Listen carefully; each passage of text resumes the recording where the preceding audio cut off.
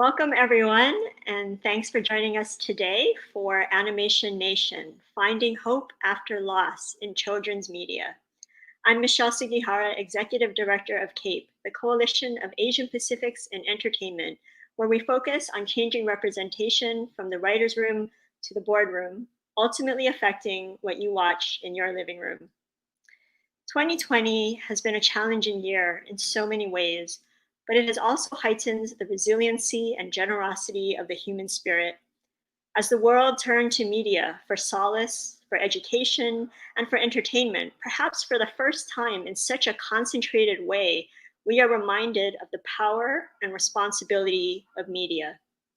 Research has shown that storytelling can actually change the brain, which is why we are so excited to partner with the Center for Scholars and Storytellers and Pearl Studio, the powerhouse behind the animated hits Abominable and Over the Moon, for today's program. It's my pleasure to introduce Dr. Yalda T. Uhls, the founding director of the Center for Scholars and Storytellers. Welcome, Dr. Uhls. Thank you so much. And thank you for adding my T, Yelda T. Uhls. I appreciate that. We are so honored and pleased to partner with you. And we are very, very excited to present this show. Just a brief about Center for Scholars and Storytellers. We are based at UCLA, and we bridge the world of academia with scholars and content creators. We're very invested in many of the conversations that we'll be having today. I was just saying one of our top blog posts that's research oriented, but also very personal stories about representation in Asian media. And we'll drop that in the chat in the Facebook Live. And we also have a COVID tip sheet we just released that's targeted to talking about these kind of topics in content to kids. So we are really, really pleased to have this incredible opportunity to partner with CAPE, to partner with Pearl Studios. Wow, what a powerhouse. And to partner with George Huang, who I will introduce in 1 minute, and also Dr. Bridget Callaghan, who is a wonderful professor at UCLA in the Child Development Department. So George Huang is, it's my pleasure to introduce George Huang, who is a professor at UCLA Film School. He's also a collaborator of the Center for Scholars and Storytellers.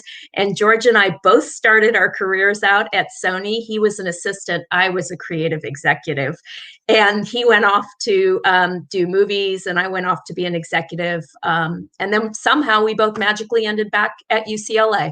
So take it away, George. Thanks for having me, Alda.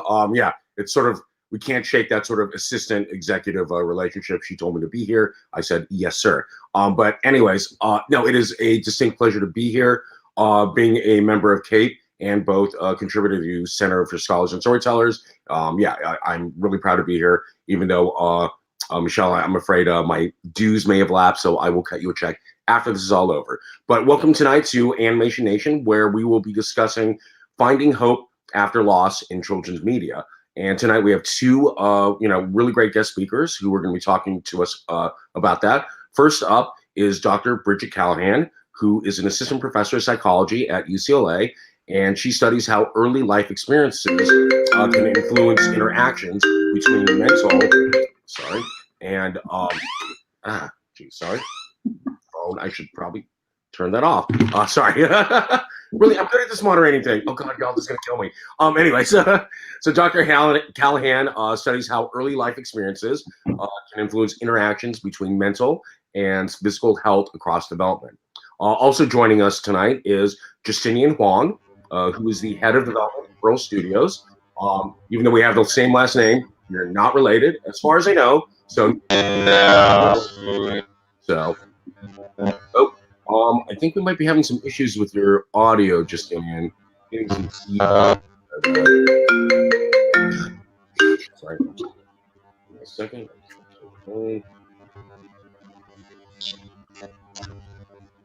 Okay.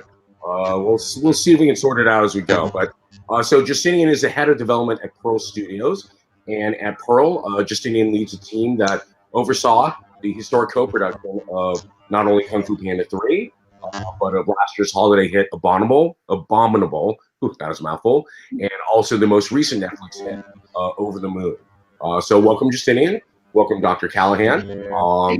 Let's start with you, Dr. Callaghan. Why don't you tell us your story? Tell us a little bit about yourself and how you got into psychology, and particularly the field of psychology of child development.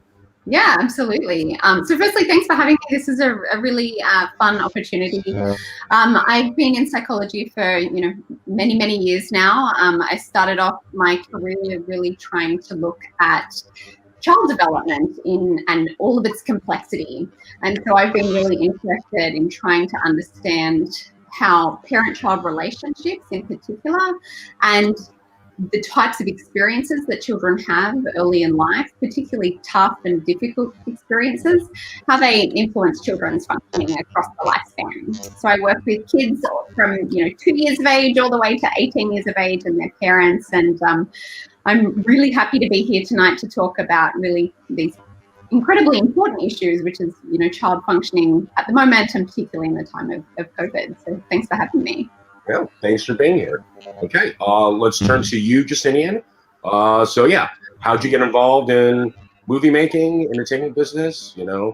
What's a nice Chinese boy like you doing in a business like this?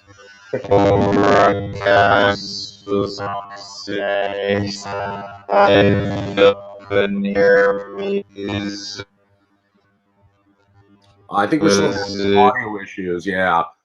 So let's take a minute to sort that out. While we're is with the AirPods. So I'm gonna try to shut the AirPods off and just go with your computer audio.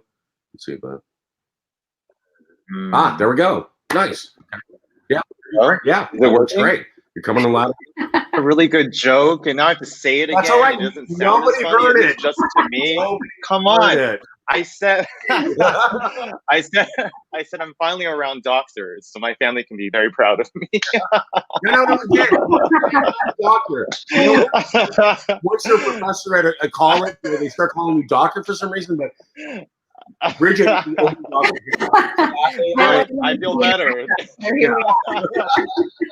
How did I get? The question was, how did I get into the movie business? So I actually wanted to be a doctor for most of my life, but OChem classes were at 7 a.m. in college, so I decided not to do it anymore. No, actually, ever since I was a kid, I wanted to work in movies. Always. It's true. Like I was a huge Wong Kar-wai freak when I was a kid. I just wanted to direct, the next In the Mood for Love, all of that stuff. And to be honest, like a lot of people, including friends and family, they told me, oh, but why would you do that? Because Hollywood traditionally isn't open to people of Asian descent. So I didn't really listen to that, and I just started ditching classes in college, and worked for Linda Opes, a great producer, legendary. She produced Interstellar, and through a lot of hard work, I had a very old school upbringing, basically, in Hollywood. Had coffee thrown at me a few times. It's all good. So and I was in Shanghai. I'm joking, not really. Well, we can make about grief and loss and any trauma. Exactly. So much trauma. I was in Shanghai on vacation 6 years ago. And just through mutual friends, someone reached out to me, asked me to have coffee. The person ended up being Joe Aguilar, who was head of what used to be called Oriental DreamWorks, very problematic name. And after we had coffee, he said, you should join. And I started working there as a creative exec, and now I'm head of development, which is crazy. So it's been an interesting 6 years for sure, definitely. Nice, that's great. Yeah. So, all right, well, let's start talking about grief and loss in children's media. So, Bridget, you study a lot of the interaction between life experiences and mental health during child development. So. Given everything that's going on right now, with COVID, the pandemic, what do you think the long-term and short-term effects are going to be on kids? And Yeah, because I've got a 5 and 7-year-old upstairs, and I do not know what to do. So, Well, firstly, George, do not worry. I think, this is new territory for everyone, and no one knows what to do at the moment. It's a really tough period of time. So it's tough for kids. It's tough for parents as well, and it's tough, therefore, for the entire family unit. So in terms of the short-term and long-term consequences, we know a little about the short-term consequences because we've all been living in COVID for a long time now, unfortunately. I remember when it started off, I thought that it would only be 2 weeks and then maybe only 6 weeks, and now we're more than 6 months into this this crazy period of life. So we've done a little bit of work in my lab looking at some of the short-term consequences of COVID for family units, and one of my favorite studies that we've done so far is to actually just ask families to tell us in their own words how they're experiencing COVID.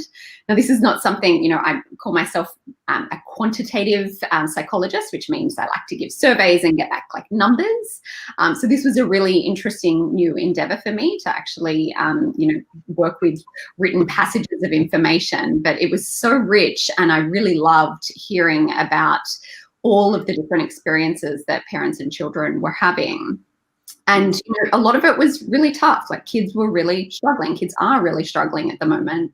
One of the things that kids said that they were struggling the most with was, not being at school, and so not having those school social relationships. They weren't missing their math class so much, but they were definitely missing those school social relationships. And then for parents, it's a struggle for those parents who are lucky enough to have maintained their job and to be working from home. It's a struggle of trying to work and parent from home and the stresses that are associated with that. So we know there are short-term consequences. Unfortunately, now we don't know too much about the long-term consequences. And that's something that we'll have to explore as time goes on. Mm-hmm. Now, given the headlines and everything, the tragic deaths that are going on, there have been, a parent of one of my son's classmates just passed away recently. So, it's difficult, and, especially at this age, how honest should we be as parents when discussing the reality of this pandemic and, the reality of some of the traumas that are happening right now around the world, how we have, a healthy discussion about these issues without, thinking, oh my God, I'm just scarring my children even more. Yeah, it's a really important question. And I think, one of the things we need to do as parents is not be afraid of having those conversations, because, if your children are facing these events, which they absolutely are, we're all living through this together, they're going to have feelings about it. And whether we talk about it or not, those feelings aren't going to go away. Only through talking and discussing are we going to help our children to kind of resolve these feelings that they're having.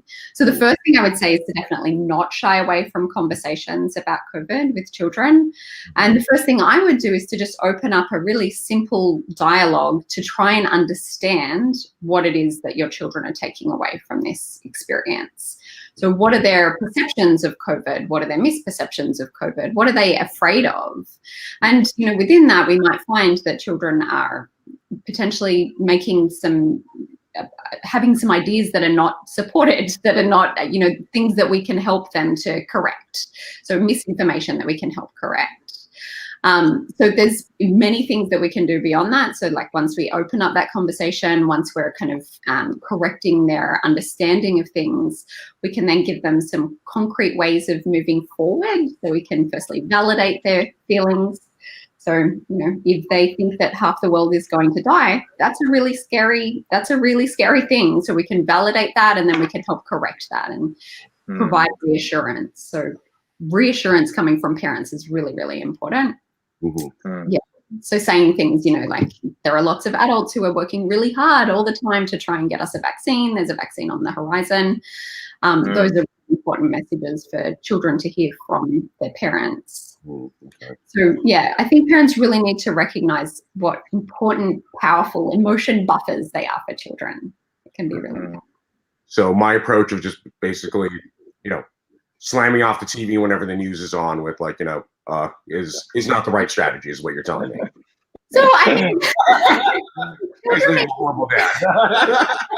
Children need to be presented information in ways that's appropriate for their age and stage of development. So, you know, it's possible that they shouldn't hear the information from the news, but they're definitely going to hear it from different places. So telling them the information in a way that you know, you're their parent, you know them best, a way that you know that they'll understand it. So using metaphor, for example, using, you know, for younger children who are not as abstract and can't represent things as well through talk and dialogue, you know, engaging with them through play and those sorts of things to help them explore those feelings in a constructive, actual concrete way. Yeah. That's great. Yeah.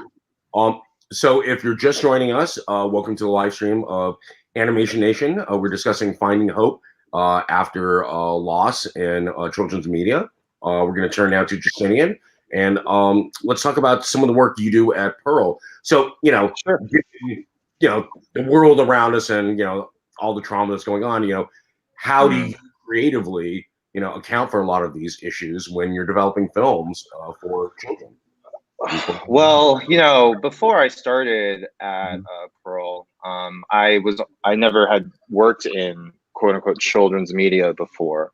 And when I started, you know, developing stuff, I didn't really change the way I developed things. I don't think just because you're talking to an audience that is potentially younger than, you know, the audiences that I used to directly make develop stuff for, I don't think that you should talk down to children. And I think that you can talk to them like they are complex, emotional people as much as I would be telling a story to someone my own age. So I think that when you look at the slate that I've been working on, that my team has been working on, obviously we touch on the loss of parents with both Abominable and with Over the Moon, but we also touch on stuff that is complex and difficult. You know, we touch on bullying, we touch on gender identity. Some of our projects, you know, like I think it's just, first of all, I think that to be a good development executive, you just need to be incredibly aware of the world around you. And you need to, and when you're talking to, one thing that creating movies that are geared towards kids actually has that other forms of media don't have, is that you are sort of given this, you sort of have this obligation to impart messages that potentially can help this generation, this young generation, grow up to be better global citizens in a way, you know. So, you know, when me and my team, when we sit and we talk about ideas, for sure we obviously want to make content that's fun and, you know, inspiring and empowering and all of those things, but we're also thinking about, hey, like what sort of images, what sort of ideas, what sort of messages do we wish we'd gotten when we were kids, you know? I think about, you know, I think about, for instance, you know, like a personal note for Abominable, there was a character in that movie. His name is Jin. He's a young man. He plays opposite Yi, and he's sort of like, they sort of have this like very funny back and forth. He was we took our time formulating him because, you know, Asian American men in media are often portrayed in a certain way, like we're nerds, you know, and like, you know, or whatever. I don't need to go into all of that, but we wanted to portray something that was more true to what we see when we look at our nephews and our, you know, and also Asian men in other countries and also Asian men within our country. So we formulated him to be this very suave, sort of debonair. He's still really smart, but he's not he's not a nerd pushing up his glasses all the time, you know, and he's actually kind of an arrogant asshole. So we sort of wanted to, it's creating that when you're creating, when, you know, the thing about Abominable was that it was the first time that Chinese teenagers were put on the world stage in animations. So we very much carefully thought about how we wanted to, like formulate them. So that's just one example, you know, of how we sort of like we sort of apply what we see in the world into the characters and stories we develop. That's great. So Bridget, so with your research and with your working in your studies, can you use storytelling as a tool? How effective is this as a tool when working with young children? Like you said, well, as a parent, you should just be honest, open with them, but presenting the truth as in a frame of a story, does that help get the points across? What advice would you have on that front? Or the things we should avoid? I only have things that you can do, and I think parents worry enough about what they shouldn't be doing that we should just focus on telling them the many wonderful things they can and probably are already doing. I mean, I'll start by saying, just hearing Justinian talk about the process that you will take it at Pearl is really interesting and inspiring. And I know for myself, when I watched Abominable and when I watched Over the Moon, I was really taken aback by how beautifully the psychological constructs of, loss and resilience and recovery were explored in those movies. I was definitely in tears for Over the Moon. By the end, I think it's just such a beautiful film. So yeah, I think, I love that seems, based on what Justinian just said, it seems to have happened spontaneously or through these amazing conversations that you've all had. So you clearly have such a keen eye for the world. It was really nice to see. So in terms of like storytelling and parents and children, absolutely. Like story is such a wonderful way of children learning about things, and children love story and they love film, and you'll notice that children watch films again and again and again, the same film over and over again, because they get so much more from the story each and every time. Like you really grow up kind of learning through story, and most of story is presented in film these days. So I would really strongly encourage families to use story to explore these difficult concepts with children. So you can take an approach where you incorporate that in many different ways. So if something has happened recently where there's been a death in the family, God forbid, or some other tragedy, speaking very plainly to children about it, so not hiding it, not trying to protect them from the harsh realities of life, but to try and present it to them in a way that's understandable to them, and then kind of following that up with media in different formats. So either story through book or story through film and other media is a really nice way of them to just kind of think through the ideas in a variety of different ways, and to see how the characters themselves are kind of adapting to their own life circumstances, and children can learn through seeing other people do things. Yeah, I mean, when I was watching The Over Moon with my kids, and it is such a profoundly, it's a story of grief. But yeah, to try to explain to the kids and I can't believe you put this in the movie, just any of the unbreakable chasm of sadness. It's like, oh my God, much merchandising for that. But again, it is a very profound way to express to my kids, like, it's okay to be sad. Yeah. Well, it's strange how the universe works that this movie came out during 2020, because like all films, we didn't set out, obviously we didn't know what was going to happen in 2020, and we also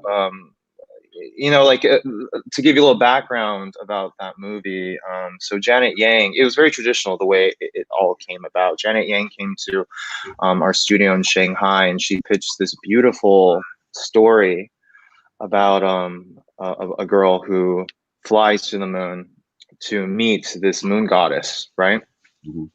And we took it out to writers, and we ended up going with Audrey Wells, who the late Audrey Wells, who was a very dear friend of mine, and she pitched this beautiful take on it, because the question was, why does this little girl fly to the moon? Like, what would compel her to do that? And when Audrey said that it was because her mother, who passed away used to tell her this story about the moon goddess, and she associates with it, and which then makes the whole movie this metaphor about the stages of grief after, you know, losing someone. It was very, you know, I when I read the script for I read that first draft and I cried because it was one of the most beautiful things I've ever read, and I read scripts every day, you know. The thing about it is that, you know, I feel like the reason why it's really affected a lot of people is because the emotions behind it are very genuine. When Audrey was writing this, she was dying of cancer, and it was a love letter to her daughter, you know, to tell her daughter, you know, to find love after she passes, you know, and I feel like that rings very true, you know. So yeah, it's those emotions are real, you know, definitely. So like it was very, there was a poetry to it that it came out this year when so many of us and so many people we care about have lost people that we love and are also scared of that reality as well. Yeah. Yeah. Now, yeah, again, it's one of the more, you know, it's that image of, you know, is it the you know, the lead girl just curled up in the ball, vastness of like black space. Yeah, it's more haunting found images that I've seen this year on film. It really is. So yeah. Thank you. So again, if you're just joining us, this is the live stream of Animation Nation. We're looking at you know, finding hope after loss in children's media. So here's a question. So you've done 2 movies now where you've got a significant parent who dies. Is this going to be for you? So yes, we're rebranding ourselves the Dead Parent Society. Okay. No, that was just it wasn't planned that would just happen that way. You know, it's interesting. It is a trope that, you know, and you look at all the classic Disney movies. Right. That, you know, kids, we have kids who lost one parent or are orphans and all of that. And I feel like the reason why that's such a common trope is because that is something that a lot of kids, that's something that development execs, to get inside baseball about it, that's something that we're like, oh, those are stakes that kids can definitely understand. Right? Like, oh, what if mom or dad don't come home? You know, knock on wood. So it's definitely, we did not mean for that to happen that way. And by the way, the slate has no more past there. No, there's so much more to talk about, honestly. And like, you know, like I'm very fascinated by the issues of identity, the issues of bullying, the issues of, you know, like displacement, the issues of the other, like these are all these are all things that kids deal with every day in a very profound way, you know. So there's more to come. Yes, maybe slightly different subject matters. To follow up on what Justinian said, I think you're so right, though, that those are stakes that children really understand. And that's why it's a trope. That's why there are so many different movies on this topic. And even for children who haven't experienced loss themselves, they think about it. Like, children think about what it would be like to not have their parents, because their parents are so critically important for their entire lives. They're so important. So it's, you know, it's maybe not going to be the entire catalog of films there, but they're such important films to have, for sure, because children need to think about it and to explore those emotions. Fascinating. Yeah, I mean, yeah, again, I think it is, again, like you said, just saying, there's a long history, whether we go back to Grimm's fairy tales, you know, to any Pixar movie ever made. Yeah, it's always sort of the sudden tragic death of a parent. So, so just out of curiosity, Bridget, because, you know, I know your study really focuses on sort of, you know, physical symptoms exhibiting from, you know, these sort of mental traumas and stuff. Should I be looking for anything particular in my boys that red flags? I'm honestly curious. And as a writer, yeah, you know, because we're always looking for things that are actable emotions, that are visual externalizations of sort of like, you know, internal, you know, strife and conflict. Yeah, what are some examples, you know, some things that we're looking for as parents, and some things we could use the Storytellers. So, you know, I'm really, really interested in this question of how do our, you know, yeah, exactly, our internal emotions get expressed kind of physically and kind of come out in that way, which is a very common thing to happen in childhood. So one of the things I'm really interested in are gastrointestinal symptoms and poop in particular. So I'm not entirely sure that you want to feature that in. I don't know. Kids love poop, right, Justinian? Fart jokes. The more the better. So. Yes, fart jokes. If it's starting to feel a little serious, insert a fart joke. Very true. Exactly. For some reason, they're just very into those bodily functions, which is very cool. That's what I study. We have a study where we collect poop from children and we phrase it as the poop fairy study. So we have a poop fairy who flies over to their house and collects their poop in the nighttime. Hopefully they haven't left under their pillow. Hopefully they don't put it under their pillow. That'd be gross. We're hoping they don't do that. We won't get any more families to our study. Yeah, but again, I'm not talking about my kids. But if they did, something I should worry about? I'd be worried about that one in particular. Yeah. So can you elaborate on poop study? Because now I'm fascinated. So what is important the poop that again, like you said, is externalizing or exhibiting these sort of like internal conflicts? Yeah, so I mean, gastrointestinal symptoms are one set of symptoms that lots of children experience. So these kind of unexplainable stomach aches and pains are a really common thing that parents hear from their children. So, sore tummy or a funny feeling in the tummy. And they're a really common reason for children to present at like the primary healthcare physician. So just these chronic abdominal kind of issues. Mm-hmm. And, in adults, we know that there's a really strong association between anxiety and gastrointestinal issues. Right. And so there's lots and lots of studies from, many, many decades looking at that association. So in my lab, we've been trying to understand how early in life that manifests. It turns out very early. So, lots of children experience anxiety through gastrointestinal symptoms. Wow. And one of the things that we're doing is to try and understand some of the mechanisms behind that. So we take stool samples to look at bacteria that lives inside of the stool, inside of the body, inside of the gut, and to try and understand how that's associated with children's brain development and their emotional functioning. So gastrointestinal symptoms are one, but we look at heart rate as well, sweat response. There are a range of different kind of unusual physical manifestations of anxiety.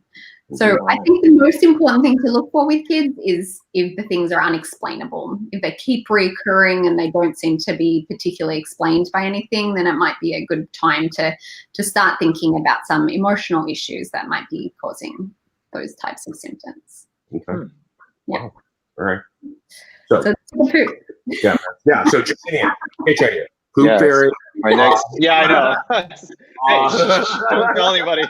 Okay, yeah. So, kid wants to make a lot of money. Exactly. That's interesting. Like I had GERD growing up, and I would get heartburn all the time, and it really did psychologically affect me for a long time. That's very interesting. But I never really thought about the psychological effects on it. That's interesting. Yeah. Yeah. And it can sometimes be that the psychological effects cause the symptoms. They may be the chicken, and then what's the chicken? What's hard to determine. But certainly, once those symptoms are in place, so if people have GERD, if people have irritable bowel syndrome, or whatever, then stress and psychological turmoil can really exacerbate them. We were seeing a lot of parents talk about that happening to their children during COVID as well. Wow. Yeah. Fascinating. Yeah. Okay. So, all right. So once again, if you're just joining us, this is a live stream of Animation Nation. We're discussing finding hope after loss in in children media. So I think let's open up some questions from our audience. So first question, for kids who have not personally dealt with grief or the loss of a loved one in their life yet, how can we use these projects to build empathy? Yeah, that's great. I guess I'll dive in and say that, back to what I was saying earlier, even if children haven't experienced loss or grief, it's an emotion that they've explored. Children are very fearful of losing their parents. Children come into their parents' bedroom in the nighttime. Children go through phases where they follow their parents around the house and they're asking them what they're doing all the time. And sometimes that can be, there's a variance in terms of how, normal that is, or how much that is reflecting some really true underlying psychological pain. But certainly these issues are there for children, whether they've experienced grief or loss or not. So I think it's really important to use films like these to explore those issues with children and to then connect it to children and events that these children have had in their lives. So maybe it's their friend has lost a parent, or maybe they've lost a grandparent. That would be, more common for them, I suppose, or even the loss of a pet. So these are that's huge. Things, that children are facing. And I would say, I think it's okay to nudge them and give them a framework after they've been, I would say do it probably the second or third viewing, since kids watch it all. So here's a workbook. No, I think about, I don't have kids. I don't have kids yet. My parents might try to, try to make it happen at some point. But I have a niece who is like my surrogate little munchkin, and I'm obsessed with her.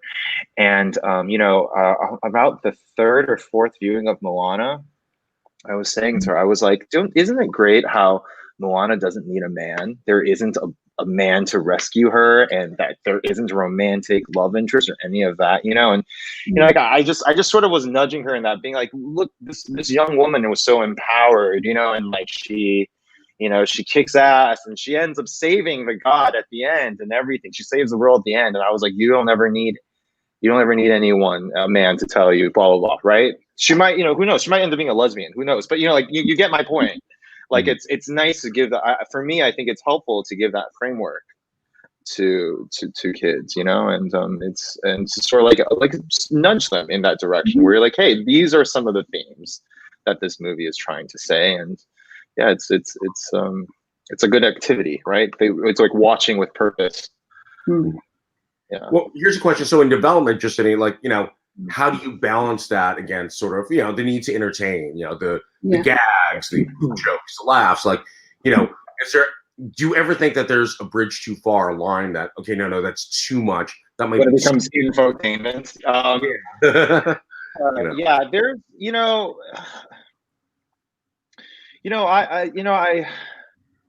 I think that line is just something that, development executives, at least, like ones that hopefully know what they're doing, we can straddle that line, because I am very much a big proponent of family entertainment being more than a bunch of loud noises and colors.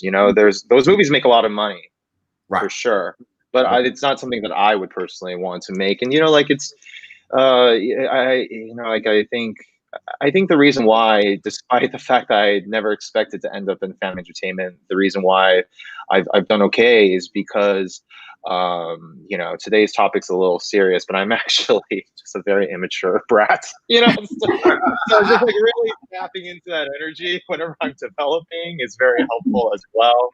Yeah, but you're right. It is a fine line. You don't want to be finger wagging at anybody like that. Nobody likes that sort of movie. Not kids, not adults.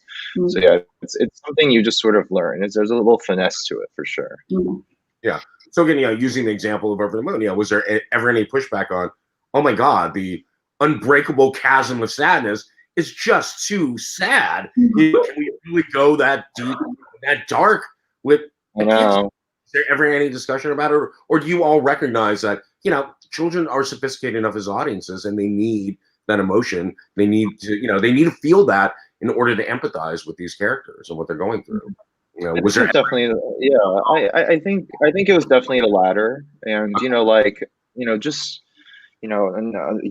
in terms of to take another step back, like that movie came at a time when our company really needed it, and all these magical pieces fell together, and a lot of people took a chance on us, as the young studio that we are, and you sometimes you know, making a movie is like rolling a snowball up a volcano, you know. It's just like, you know, like there's just something, there's truly something magical about the way that Over the Moon came about, that I'm still in awe of it, to be honest, you know.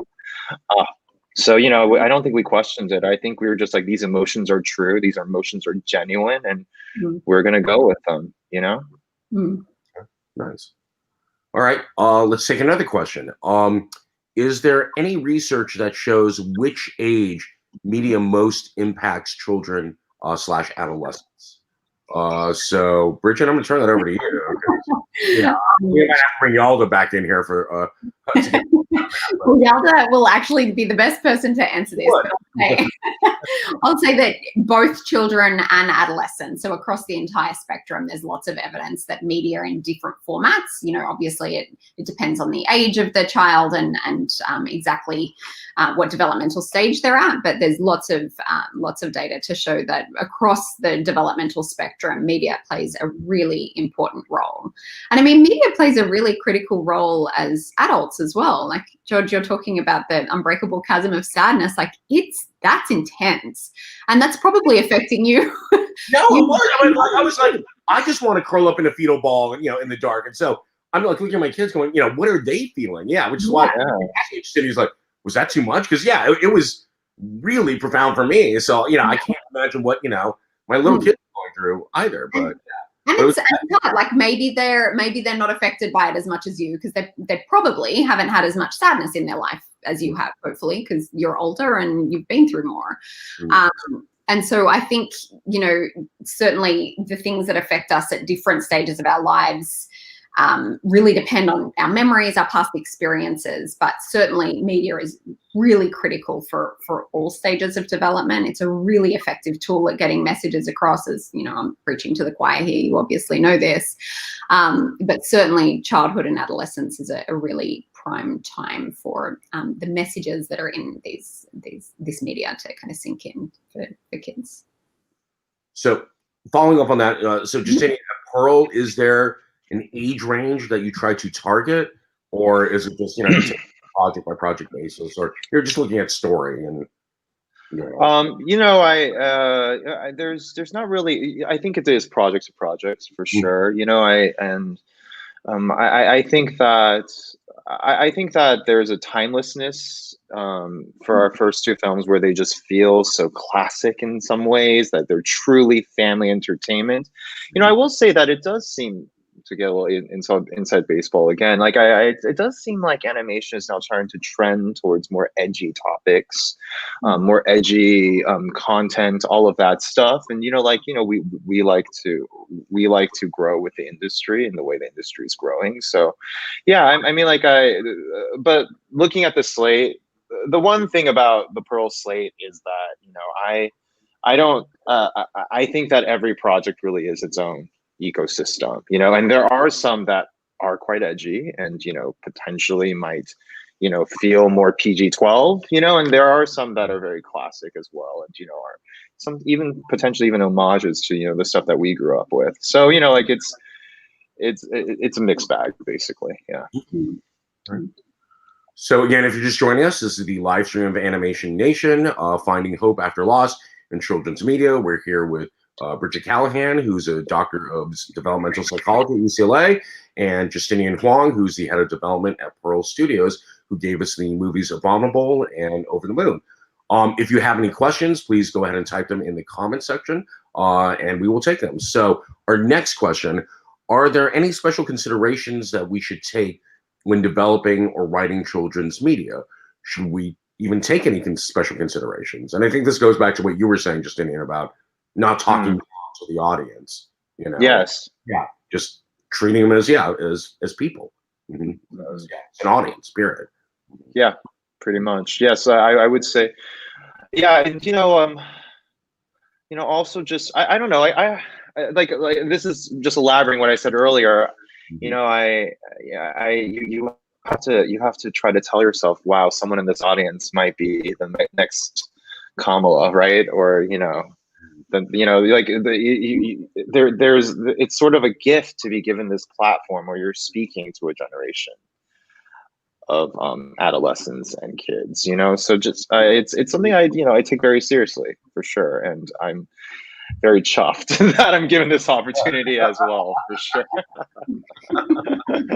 So we're just a kid from San Gabriel Valley. So what you're saying, there's no fart joke or poop joke quota at Pearl Studios in Valley. Yeah, pretty much. There are studios who do have them, but just but like one thing is that it seems like there's for a while there, and I'm starting to see it change now, but for a long time, and there was a lot of cynicism in American media in general, right? And I feel like now we all just want to hope, and we all just want to heal, and we all just want to look forward. And I hope that people in my business will ride that wave, because I personally want to make stuff that is just empowering and hopeful. And it's like, yes, it's true, Over the Moon is incredibly sad, the in some ways, and but at the same time I think it's equal parts incredibly soul reviving in a way. Like I think that as Audrey said once, when she was talking about what she thought the thesis of this movie was that the people we love may not be immortal, but the love we have with them is eternal. And that's beautiful. Like, what a great way to put it, that love, that the way that you love someone is truly eternal. It will go on forever. It's something that just cannot be destroyed. So yeah, that's my take on it. It's a perfect segue to the next question, because those love, those type of emotions are very universal. But I mean, so how has the response been to the movie from children in different countries? How do they respond to different content, to the content? Even though there were a lot of like the idea of the mooncakes and the Mooncake Festival. Even though I'm Chinese, I completely understand what's going on there, but does that affect storytelling in other parts of the world where they're all scratching their heads? Wait, what do they do? Sure. Yeah. Well, one thing is like, it's always very useful to. There are certain things that all kids laugh at. They love physical humor, right? They also love seeing the authority figure be shamed a little bit, one of the parts I always laugh at in Over the Moon is when the frog jumps on the goddess's face. It's so funny. It always cracks me up, and it's I actually just forgot the question. What was it again? So the idea, like, do children in different countries respond differently to the content? Did you find? I think, honestly, from what I've observed, and I've actually sat in test audiences in multiple countries, I think that kids are. I think that by the time we're adults, we might think we're very different from each other, but honestly, I think that kids everywhere are very similar, and they find the same things hopeful. They find the same things funny. Especially fart jokes, and that's something that's universally funny. So now I would say some things are a little different. There is in Asian societies there tends to be a stronger emphasis on the community. And in Western societies, especially America, there tends to be a focus on the individual. So there's ways that you can finesse that a kid in Korea versus a kid in Britain watching a movie can find similar thematic things that really touch them. But obviously it is, once again, finessing for sure. Okay. Yeah. So similarly, Bridget, are there, adjustments you have to make in your studies, if you're like looking at cases or children who come from different backgrounds, whether it's even different countries or different socioeconomic profiles, or or is there basic universalities and sort of like grief and loss and trauma, that exhibit the same way? Yeah, I mean, there's both. Just exactly as Justinian said, there are certain universalities, like the parent-child relationship is important in all cultures, everywhere across the world, all across time. that is, you know, something really, really core. I mean, it's core to mammals, not just humans. That, you know, that parent-child relationship is really critical. So, you know, that's one of the reasons I study it, is because it really cuts across cultures. But, you know, we do need to be really careful in the lab in terms of the questions that we ask and the way that we study the parent-child relationship. You know, how parents care for their children looks very different across cultures. And so it's important, you know, being a Westerner, to not bring that Western, you know, perspective to everything that we do, and to not say like, this is what a, you know, a really caring, sensitive parent looks like. And then like, well, no, none of these other cultures are doing that same thing, because of course, you know, there's huge variability in what that looks like and how parents show their care. And it's certainly not always looking the same way. So I think it's really great to have cross studios and these portrayals that are really very clear portrayals of children in different cultures, and that American kids, Australian kids, you know, people in different parts of the world can see how, you know, grief is experienced in different ways across cultures. They can understand what mooncakes are and learn about the goddess, and, you know, those are really critical things. So I think it's really fantastic. That's great. Yeah. So I should not ask the follow-up questions of which culture wins. Who are the best parents? Two Chinese. So, all right. Next question. Do you think kids today are smarter consumers of media and film, being digital natives? Does this change how you have to develop stories? Yeah, I mean, that's a great question, because yeah, I know, you know, my kids have probably consumed more content at the age of 5 than I had by the time I was It's crazy. So yeah, they've seen so much more stuff than, you know, I ever was able to watch as a kid. So yeah. How does, you know, Bridget, how's that? Are you seeing, does that affect their development? You know, and, you know, Justinian, do you have to make adjustments knowing, oh, well, yeah, they've probably watched all the Disney stuff. They know these tropes, you know, do we have to be fresh, you know? Yeah. I'll throw it to Justinian first. Okay. Oh, okay. Well, I would say that obviously, I mean, like, we always want to, in many ways, most of, like, I don't want to say all and every animated movie has been told before, like, but, you know, like, I think the idea of the freshness part of it, which I'll talk about, is that I feel like it's a matter of, for me, I think the way you can be fresh is that you talk head on, eye to eye with a young audience, that you don't talk down to them, and also that you keep your values current. You know, like, there are movies that we all grew up, there are movies we all grew up with as children, where, you know, maybe the messaging isn't entirely empowering. You know, you think about older movies where, you know, like, it's the protagonist is very unapproachable, you know, like, because they're royalty. You know, like, I think at Pearl, what we really wanted to do with our movies was create a new brand of quote unquote princess. The thing, of course, is that Yi and Fei Fei, our protagonists in our movies, neither of them are royalty. You know, they're instead incredibly strong-willed, independent, remarkable young women, you know, and I feel like that's how you keep it fresh. Because actually, if you go back 10, 15 years, that wasn't always the case for a lot of these in this genre of media. Yeah. Nope, that's true. Yeah, I agree. And I feel like, you know, certainly the things that I grew up on were super limited. And I think children are much more discerning consumers now, and they want to see themselves represented on film. They want to hear stories that are varied and different. And so, you know, while some of the themes that are coming up might be the same, whether it's parental loss or triumph in some way, that the ways that those stories are told and the people who are included in the telling of those stories varies across the movies. And I think that's really important. And if we don't do that, then kids are going to stop watching. All right. So Unfortunately, we are nearly out of time, so we'll just end with one last question.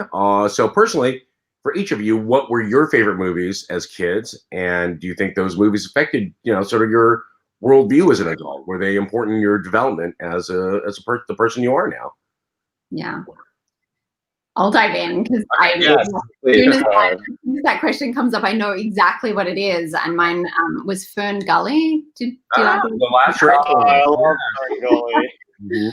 loved that movie, and I remember seeing it. It had such a strong impact on me because you remember where you were when you first saw it, and some of the conversations that you had with your friends afterwards. So I was at my school and we were in the library. It must have been a rainy day, and we were shown the film, and I loved it, and it had a huge impact on me. I still.